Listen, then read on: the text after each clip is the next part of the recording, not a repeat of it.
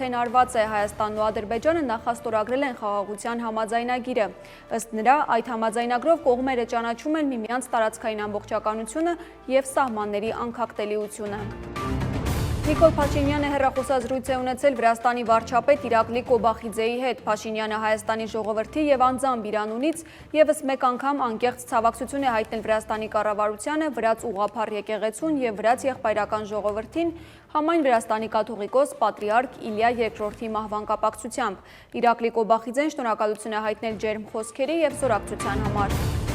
Ուժեղ Հայաստան կուսակցության խորհրդի նախագահ Նարեկ Կարապետյանն արձագանքել է անվտանգության ծրագրում հրեա փորձագետի ներգրավման շուրջ հնչող քննադատություններին։ Նա շեշտել է, որ հայ զինվորի անվտանգությունն ապահովելու համար պատրաստ են աշխատել աշխարհի լավագույն ուղեղների հետ։ Կարապետյանի խոսքով ներգրավված գեներալը հոբ ոլորտի աշխարհի լավագույն 5 մասնագետներից մեկն է, և նրա թիմի խնդիրն է վերակառուցել Հայաստանի հակաօդային պաշտպանությունը։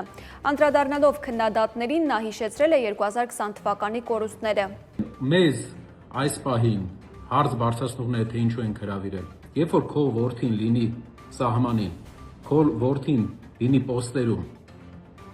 ու բայրակտարը իր գլխի վերևը լինի, դու կասես ինչու ես իսրայելցի բերել, որ այդ բայրակտարը գցելու, բայրակտարին խոցելու տարբերակներ առաջարկի մեր երկրին, թե կասես ճիշտ ես արել։ Դուք ձեր որդիների վրա օրինակ վերցրեք, ձեր եղբայրների վրա օրինակ վերցրեք։ Նույն մոտեցմանը դուք գնացել եք 20 թվականին, երբ որ ամբողջ Արցախյան զորքը չէր դուրս եկել ռազմական դիրքեր, որովհետև կենտրոնից հրաման էր եկել, որպեսզի չսադրենք Ադրբեջանին։ Այսինքն մենք ու դա բերեց նրան, որ առաջ օրը մենք ունեցանք շատ մեծ զոհեր, ունեցանք շատ խոցումներ տեխնիկայի, որպեսզի հասկանանք ինչն է փիլիսոփայական տարբերությունը մեր մոտեցման, եւ այս մոտեցման մենք ասում ենք անվտանգությունը զինվորի առաջնային է։ Freedom House միջազգային կազմակերպությունը ներկայացրել է Ազատությունն աշխարհում 2026-ին զեկույցը։ Հայաստանը նախորդ տարվա համեմատ մնացել է նույն միավորներով և նույն տեղում։ Երկիրը գնահատվել է որպես մասնակի ազատ, 100 հնարավորից հավաքելով 54 միավոր։ Քաղաքական իրավունքը 23 է 40-ից, իսկ քաղաքացիական ազատությունը 31-60 հնարավորից։ Վրաստանը 51 միավորով ևս համարվում է մասնակի ազատ, մնացած հարևան պետությունները ոչ ազատ են։ Թուրքիան ունի 32 միավոր, Ադրբեջանը 6, Իրանը 10։ Զեկույցը ցույց է տալիս, որ վերջին 2 տասնամյակների ընթացքում Ադրբեջանում շարունակաբար ամրապնդվել է ավտորիտար կառավարումը, որը կենտրոնացած է նախագահ Իլհամ Ալիևի և նրա ընտանիքի շուրջ։ Զեկույցում նշվում է, որ 2003 թվականին իշխանության գալուց ի վեր Ալիևը ընդլայնել է իր լիազորությունները սահմանադրական փոփոխությունների միջոցով, վերացրել նախագահ ընտրվելու քանակի սահմանափակումները և թույլատրել օրենսդրական և դատական համակարգերի անկախությունը։ Անկախ դատարանների և ազատ լրատվամիջոցների բացակայության պայմաններում կոռուպցիան խորացել է և պետական ակտիվները դիտվում են որպես իշխող վերնախավի հարստացման աղբյուր։